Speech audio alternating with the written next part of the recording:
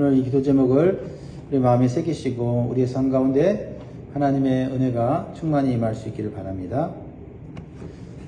자, 기도 제목을 한번 따라 하시겠습니다. 고난의 때에 내 죄가 발견되게 하시고 하나님의 은혜를 덧입게 하소서. 아멘. 모든 고난이 죄로부터 오는 것은 아닙니다.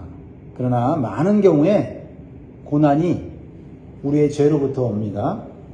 그래서 고난 중에 내 죄를 발견하는 것은 슬프고 괴로운 일이지만 결과적으로는 하나님의 은혜와 회복을 누리는 복을 받게 된다라는 것입니다.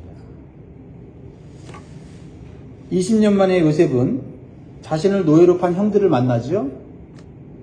요셉의 인생은 완전히 역전되어 있습니다. 애굽의 총리가 되었습니다. 그리고 요셉은 하나님이 주신 꿈이 20년 만에 이루어진 것을 확인하고 체험하게 됩니다. 그것은 요셉의 형들이 기근으로 인해서 애굽에 와서 양식을 구하러 왔는데 요셉의 앞에 엎드려서 절하면서 양식을 구하고 있는 것을 보게 된 것이죠. 이제 요셉은 복수할 기회가 주어졌지만 그는 형들의 진정한 회개를 원하였습니다. 왜 그랬을까요? 하나님의 꿈이 이루어진 것을 보았고 하나님의 꿈이 이루어졌다면 하나님의 뜻이 분명히 있다는 사실을 깨달았기 때문이죠. 그래서 자신의 감정보다는 하나님의 뜻을 바라보면서 의도적으로 형들에게 회개의 기회를 줍니다. 그래서 요셉은 형들을 시험 삼아 정탐꾼으로 몰아서 감옥에 3일 동안 넣었습니다. 과거에 자신들의 잘못된 행위를 돌아보게 하려는 것이었습니다. 그래서 형들은 억울하게 정탐꾼으로 몰려 감옥에 3일 동안 갇혀 있게 됩니다. 이것은 마치 요셉이 구덩이에 갇히게 되고 노예로 팔려 살다가 억울하게 죄의 누명을 쓰고 감옥에 있었던 것 같은 상황을 겪게 되는 것과 같습니다. 요셉이 이런 상황을 만든 것은 복수하기보다는 용서하려는 하나님의 뜻과 마음을 붙잡았기 때문이에요. 그래서 요셉은요, 형들의 진실한 마음을 좀 알고 싶어 해요. 이제 감옥에 있는 형들에게 요셉은 새로운 요구를 합니다. 18절에 이렇게 나와 있습니다. 형들에게 새로운 요구를 하면서 형들에게 어떻게 보면 소망을 주고 있어요. 그것은 18절에 보면 사흘 만에 요셉이 그들에게 이르되 나는 하나님을 경외하노니 너희는 이같이 하여 생명을 보존하라. 애굽은 하나님을 믿지 않는 민족이고 우상을 섬기는 민족이에요. 당연히 총리도 우상을 숭배하고 다른 신을 섬기는 자라고 생각했는데 그 요셉의 입에서 나오는 말이 나는 하나님을 경외하는 자다라고 말합니다. 그러면서 너희는 이같이 생명을 보존하라 하면서 어떤 제안을 합니다. 우리는 이 요셉의 말을 통해서 우리에게 주신 영적 교훈을 받습니다. 하나님을 경외하는 사람은 생명을 보존받을 수 있다라는 것을 우리는 마음에 새겨야 합니다. 세상에 그 어떤 것도 우리를 구원하지 못합니다. 우리를 보호하지 못합니다. 세상을 아무리 두려워한다고 해도 권력자를 아무리 두려워한다 해도 그들이 우리의 생명을 보존하지 못합니다. 오직 하나님만이 우리의 생명과 우리의 삶을 보호하십니다. 우리가 하나님을 경외할 때, 하나님만을 두려워할 때, 하나님만을 존경하고 사랑할 때 하나님은 우리를 보호하신다는 거죠. 무엇보다도 죄인이 자신의 죄를 하나님 앞에서 인정하고 하나님을 경외하면 살 길이 열린다는 것을 이 요셉의 말을 통해서 우리에게 가르쳐 줍니다. 그래서 한 가지 요구를 하는데 어떤 요구를 합니까? 막내 아우 베냐민을 데려오라고 하는 거죠. 그러면서 형제 중에 한 명을 볼모로 데리고 있겠다라는 겁니다. 이것은 요셉의 형들에게는 너무나도 고통스럽고 괴로운 일이에요. 오래전에 아버지를 속이고 요셉을 애굽에 팔았어요. 아버지에게는 요셉이 죽었다고 얘기했습니다. 그래서 아버지는 평생 가슴에 한을 가지고 그 요셉을 그리워하면서 살게 됩니다. 그럼에도 불구하고 이 형들은 그 아버지를 속인 죄를 숨기고 살아가고 있어요. 양심의 가책을 느끼면서도, 죄책감을 느끼면서도 그 죄를 해결하지 못한 채 살아가고 있었다라는 거죠. 그런데 이번에 또 아버지가 사랑하는 막내 아우 베냐민까지 혹시 잃어버린다면 그 아버지가 얼마나 고통스러워할까를 이 형들은 알았을 거예요. 그들은 이제 마음속에 있는 진실한 대화가 시작이 돼요. 후회하고 회개하는 모습을 보여줍니다. 자, 21절을 보세요. 그들이 서로 말하되 우리가 아우의 일로 말미암아 범죄하였도다. 그가 우리에게 애걸할 때에 그 마음의 괴로움을 보고 듣지도 아니하였으므로 이 괴로움이 우리에게 임하도다. 감옥에 들어가고 또 이제 한 사람이 볼모로 잡히고 또 막내 아우 베냐민을 데리고 와야만 모든 문제가 해결되는 상황이었습니다. 그래서 그들은 이 고난 가운데서 자신의 죄를 깨달아요. 또한 맏형인 르우벤은 이렇게 얘기합니다. 22절에 르우벤이 그들에게 대답하여 이르되 내가 너희에게 그 아우에 대하여 죄를 짓지 말라고 하지 아니하였더냐. 그래도 너희가 듣지 아니하였느니라. 그러므로 그의 핏값을 치르게 되었도다 하니. 죄가 무엇인지를 분명히 인식하게 되었다라는 거죠. 이 죄는 결국 고통을 주고 결국은 생명까지 빼앗아 간다는 사실을 이제 뼈저리게 느끼는 순간입니다.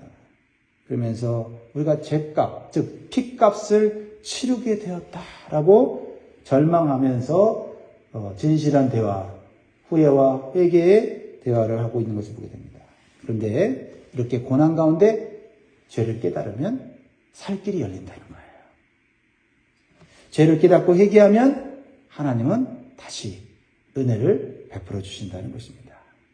요셉은 형들의 진실한 마음을 보고 진실한 말을 듣게 되었습니다.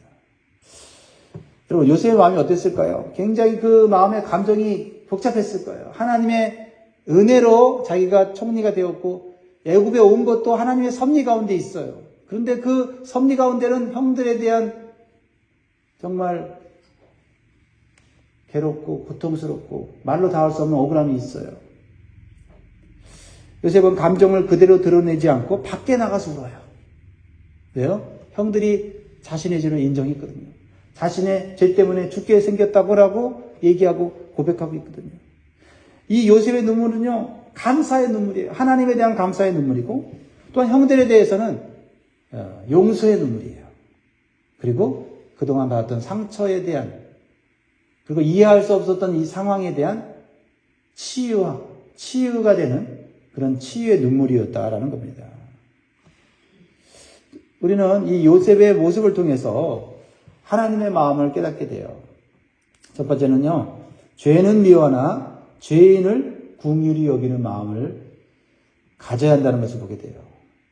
19절에 보면 너희가 확실한 자들이면 너희 중 한 사람만 그 옥에 갇히게 되고 너희는 그 곡식을 가지고 가서 너희 집안에 굶주림을 구하고. 사실 복수하고자 하면 한 사람만 옥에 가두는 게 아니고 다 옥에 가두고 죽여야 돼요.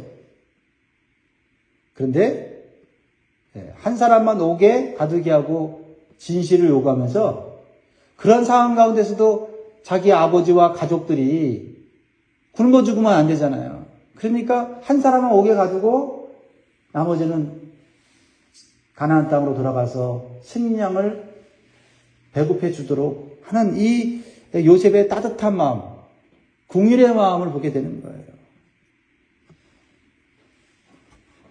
또한 두 번째로 하나님은 모든 대화를 다 듣고 계시고 속의 생각까지 알고 계신다는 사실을 우리에게 알려줍니다.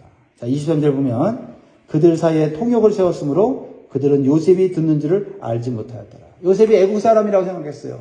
히브리 말을 모른다고 생각했어요. 근데 요셉은 애국 말도 잘했지만 이제 히브리 말도 이미 알고 있는 사람이에요. 그러니까 형들이 막 자기 속에 있는 거 막 끄집어내잖아요.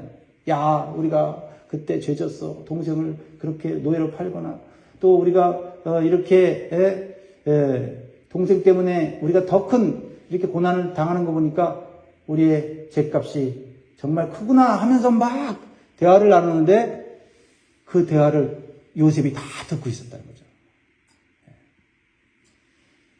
통역을 세웠지만 요셉은 정확하게 형들의 생각과 태도를 알 수가 있었어요. 이것은 마음의 생각까지 다 아시는 우리 하나님의 모습을 보여주고 있어요. 하나님은 우리가 사람과의 대화 속에서 하는 이야기를 다 들으십니다. 또한 우리가 겉으로는 이렇게 말하지만 속에서 어떤 말을 하는지 하나님은 속의 말까지 들으시는 분이거든요. 그러니까 우리가 어떤 말을 하느냐, 어떤 생각을 품느냐가 너무 중요해요. 그것으로 하나님의 은혜를 받느냐, 아니면 그것으로 하나님의 징계를 받느냐. 굉장히 중요한 것입니다. 그래서 시편 139편 1절에 보면 주께서 내가 앉고 일어섬을 아시고 멀리서도 나의 생각을 밝게 하시오며 2절에 나의 모든 길과 내가 눕는 것을 살펴보셨으므로 나의 모든 행위를 익히 하시오니 3절에 여호와여 내 혀의 말을 알지 못하시는 것이 하나도 없으시니.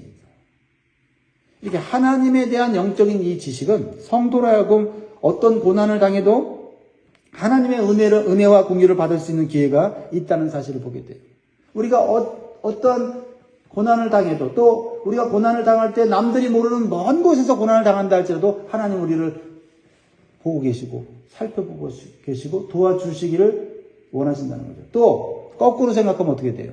우리가 평상시에 하는 그런 말들, 남들 모르게 하는 말들 다 하나님이 듣고 계시고 우리의 속마음까지 생각까지도 알고 계신다고 한다면 얼마나 우리가 두려워하며 살아야 되겠습니까? 얼마나 우리가 정직하게 살아야 돼요. 그러므로 고난의 때에 어떤 말을 하느냐가 굉장히 중요해요. 우리는 믿음의 말을 해야 될지 믿습니다. 진실한 말을 해야 될지 믿습니다. 죄가 있다면 바로 회개의 말을 해야 될 줄 믿습니다. 그러면 하나님께서 우리의 믿음을 보시고 우리의 진실과 회개를 보시고 우리에게 은혜와 긍휼을 베풀어 주시는 것입니다. 세 번째로 우리 요셉의 모습을 통해서 하나님의 마음을 또 깨닫게 되는 것은 요셉이 인간의 감정으로 하지 않고 하나님의 뜻대로 용서와 사랑으로 행하는 것을 보게 돼요. 자, 회개한 죄인들에게 은혜를 베푸시는 하나님 모습이 나타나죠. 24절에 요셉이 그들을 떠나가서 울고 다시 돌아와서 그들과 말하다가 그들 중에서 시므온을 끌어내어 그들 앞에서 결박하고 25절 같이 있습니다. 시작. 명하여 곡물을 그 그릇에 채우게 하고 각 사람의 돈은 그의 자루에 도로 넣게 하고 또 길 양식을 그들에게 주게 하니 그대로 행하였더라.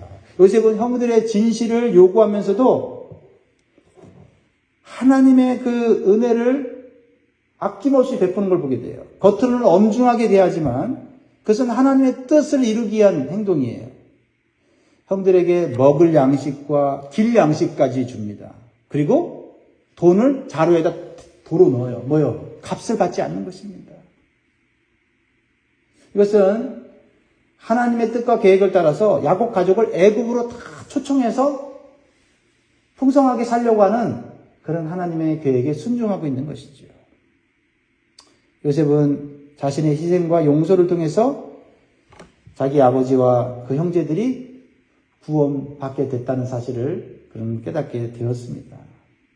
그래서 그는 비록 자기를 팔아 고난 가운데 들어가게 한 형들이지만 그 형들을 아낌없이 사랑하고 용서하고 아낌없이 은혜를 베푸는 것을 보게 됩니다. 우리는 이 요셉의 모습에서 예수 그리스도의 모습을 보게 됩니다.